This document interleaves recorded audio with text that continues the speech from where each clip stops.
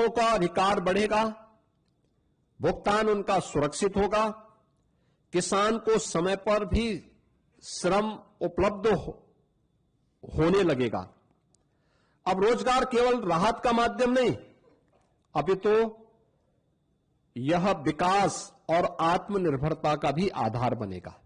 यानी आपने देखा होगा, इससे पहले मनरेगा में क्या करते थे, सब रोजगार सृजन करना, एक बार गड्ढा खोदो फिर उसको पाट डालो। अब ये नहीं, अब कोई भी रोजगार होगा तो अस्थायी संपत्ति के निर्माण को लेकर के होगा, अस्थायी संपत्ति उसके माध्यम से बननी है। और विकसित भारत 2047 के विजन के अनुरूप ग्रामीण भारत अब राष्ट्र निर्माण पर और अधिक सक्रिय भूमिका का निर्वहन इसके माध्यम से कर पाएगा। मित्रों, विकसित भारत जी राम जी की इस अधिनियम को पारित करने के लिए मैं आदरणीय प्रधानमंत्री जी का, केंद्रीय ग्रामीण विकास मंत्री माननीय शिवराज सिंह चौहान जी का, पूरे केंद्रीय कैबिनेट का हृदय से मैं आभार व्यक्त करता हूं। और मैं इसलिए भी धन्यवाद देना चाहूंगा कि उत्तर प्रदेश जैसे राज्य को इससे काफी लाभ होगा और उत्तर प्रदेश सरकार इस कानून को पूर्ण संवेदनशीलता के साथ, पारदर्शी तरीके और प्रभावशालिता के साथ उत्तर प्रदेश में हम लागू करके रोजगार की एक नई गारंटी के साथ प्रदेश के अंदर हम लागू करेंगे। हमारा स्पष्ट लक्ष्य है, हर पात्र को समय पर काम, हर गांव में टिकाऊ परिसंपत्तियां और हर श्रमिक के जीवन में सम्मान, सुरक्षा और खुशहाली हर हाल में प्राप्त होनी चाहिए। और आदरणीय प्रधानमंत्री जी के इस विजन के अनुरूप हम उत्तर प्रदेश के अंदर इसे प्रभावी ढंग से लागू करेंगे। और मैं फिर इस बात को कह सकता हूं कि विकसित भारत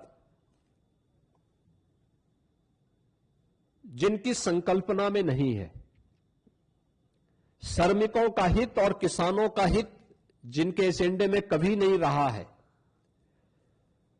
ग्रामीण भारत का विकास हो और हर नागरिक को सम्मानजनक जीवन जीने का अधिकार मिले, ये जिनके एजेंडे में कभी नहीं रहा है, वे लोग तमाम प्रकार की भ्रम की स्थिति पैदा करना चाहते हैं और वही लोग इसका दुष्प्रचार भी कर रहे हैं। विकसित भारत जी राम जी का यह अधिनियम भारत के श्रमिकों के लिए, भारत के किसानों के लिए, भारत के ग्रामीण भारत के विकास के लिए एक मील का पत्थर साबित होगा। और उत्तर प्रदेश सरकार इस अधिनियम का समर्थन करती है और इसको पूरी प्रभावी तरीके से लागू करने के लिए अपनी प्रतिबद्धता को दोहराती है। धन्यवाद जी।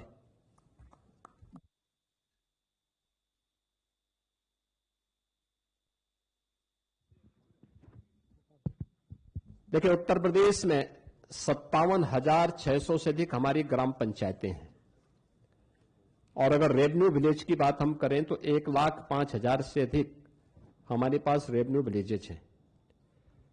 उत्तर प्रदेश के अंदर आज भी हमारी लगभग 67 से 70% आबादी ग्रामीण क्षेत्र में निवास करती है। उत्तर प्रदेश भारत का फूड बास्केट भी है, तो स्वाभाविक रूप से अन्नदाता किसान और श्रमिकों का बेहतर समन्वय यूपी के अंदर है। खेती के समय श्रम बल खेती के कार्यों को संपादित करने और देश का पेट भरने के लिए अन्न उत्पन्न करेगा।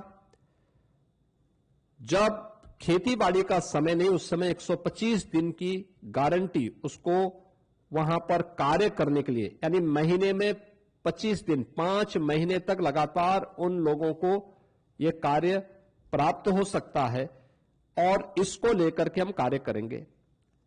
दूसरा, इसके माध्यम से उत्तर प्रदेश के उन श्रमिकों को और कार्य मांगने वाले हर एक उस नागरिक को एक तो अच्छा मानदेय मिल पाएगा, ग्रामीण क्षेत्र के इंफ्रास्ट्रक्चर को डेवलप करने में हमें मदद मिल पाएगी और गांव के लोग जो हमेशा इस बात की शिकायत करते हैं कि हमें सड़क चाहिए, हमें नाली चाहिए, हमें यहां पे इंटरलॉकिंग का कार्य चाहिए, हमें खेल का मैदान चाहिए, हमें इन कार्यों को करना है।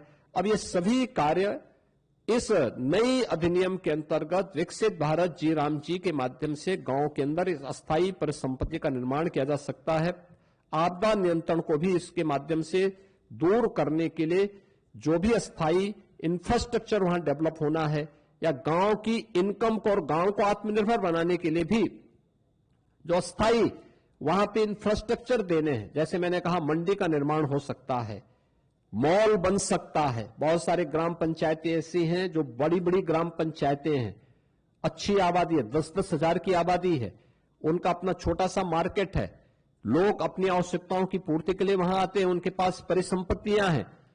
इस पैसे का उपयोग करते हुए हम वहां पे मॉल बना सकते हैं जिसमें नए रोजगार के सृजन भी हो सकते हैं, ग्राम पंचायत उसके माध्यम से आगे बढ़ेगी। तो उत्तर प्रदेश इस दिशा में बहुत अच्छी प्रगति करेगा और उत्तर प्रदेश इसका सर्वाधिक लाभ लेने वाले राज्यों में होगा।